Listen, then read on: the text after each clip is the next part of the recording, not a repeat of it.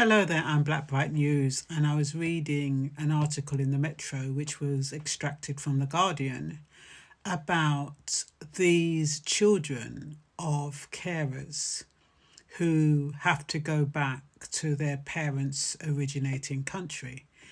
Now, it reminds me a bit of the Windrush because what seems to have happened is Britain invited a load of carers in because there was a shortage, and well, it's mostly those in the caring professions.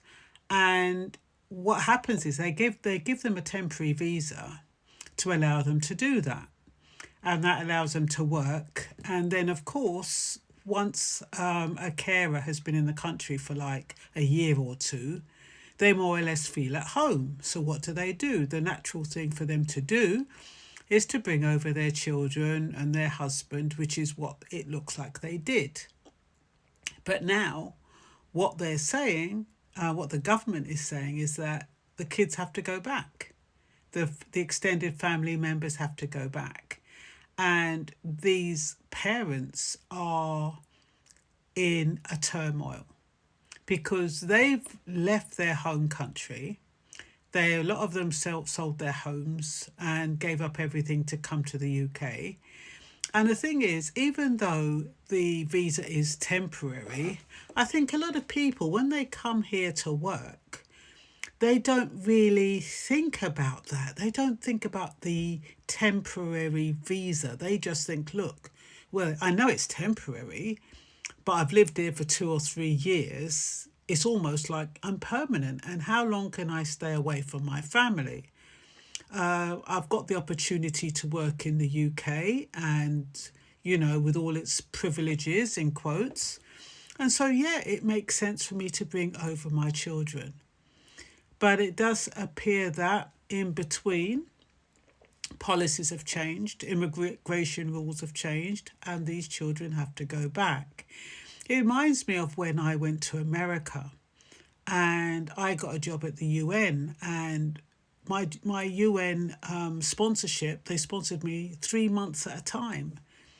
And by the time it had been extended 4 times, i.e., a year, I kind of felt as though, oh, yeah, it's permanent.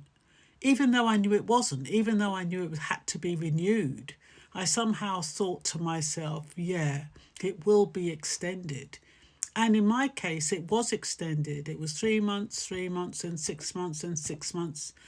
Then I think another 6 months, then a year, then a 2 year, and then I was permanent.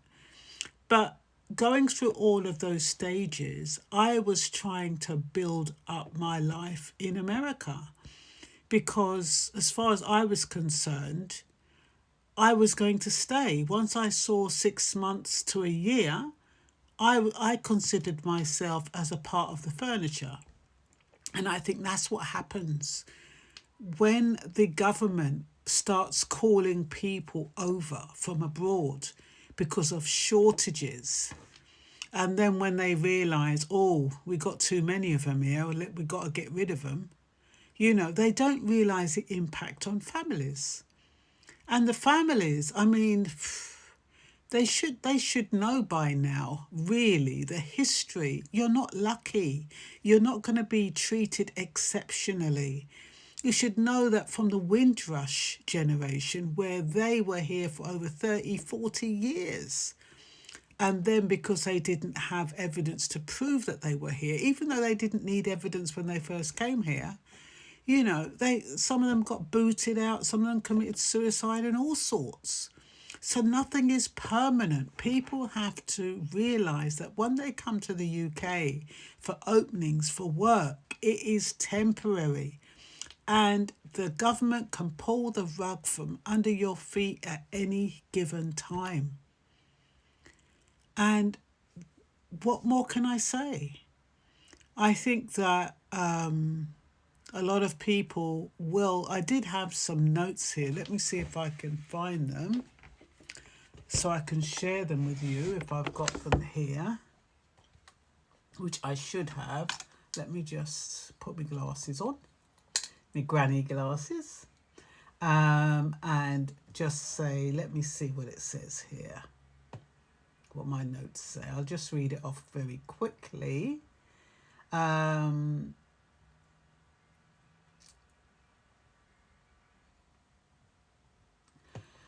technical terms, most visa holders are told that the visa is temporary. When someone receives permission to enter the UK, that permission usually comes with conditions attached.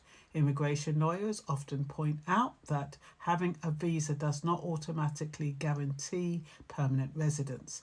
Governments can change immigration rules, and visa holders are generally expected to keep meeting the requirements of the route they entered under. So if we're being strictly legal about this, the possibility that immigration status could change has always existed.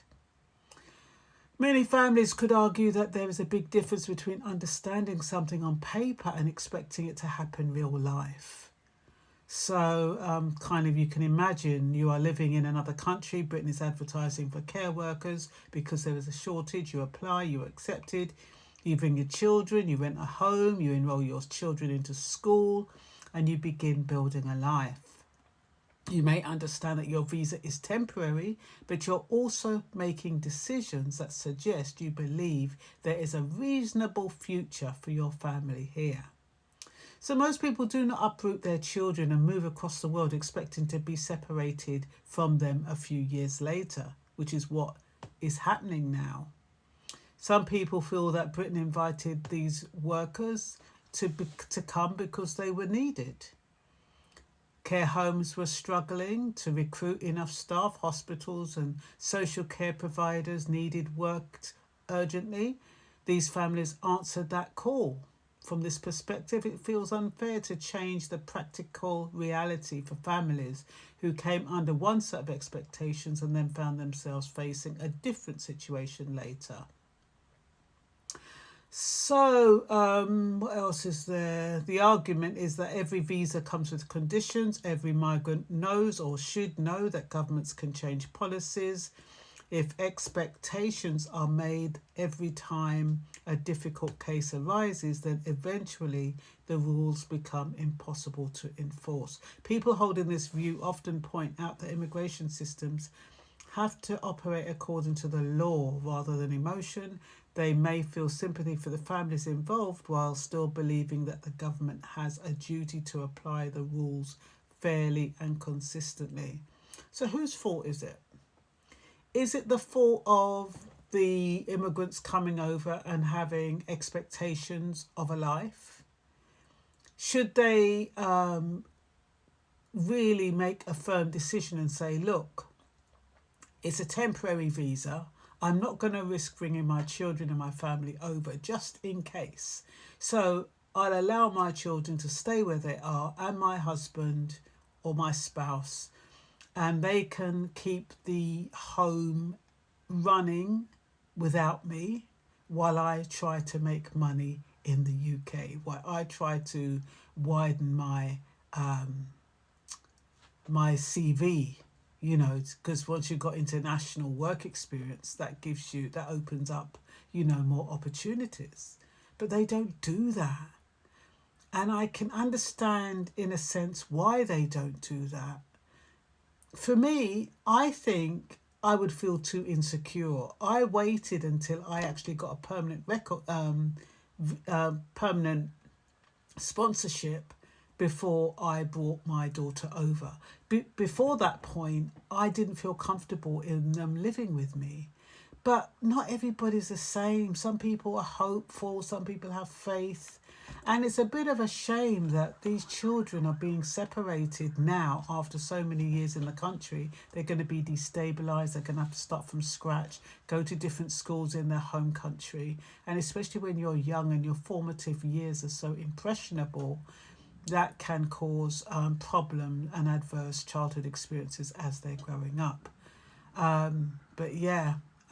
Any comments on that? What do you think? Do you think the government should have been a bit more explicit and say explicitly, this is a 6-month visa or this is a year visa? You will not be able to stay here more than 3 years. But the government doesn't do that. They want the best of both worlds. So that's all I've got to say for now, and I'll speak to you again soon. Take care. Bye-bye.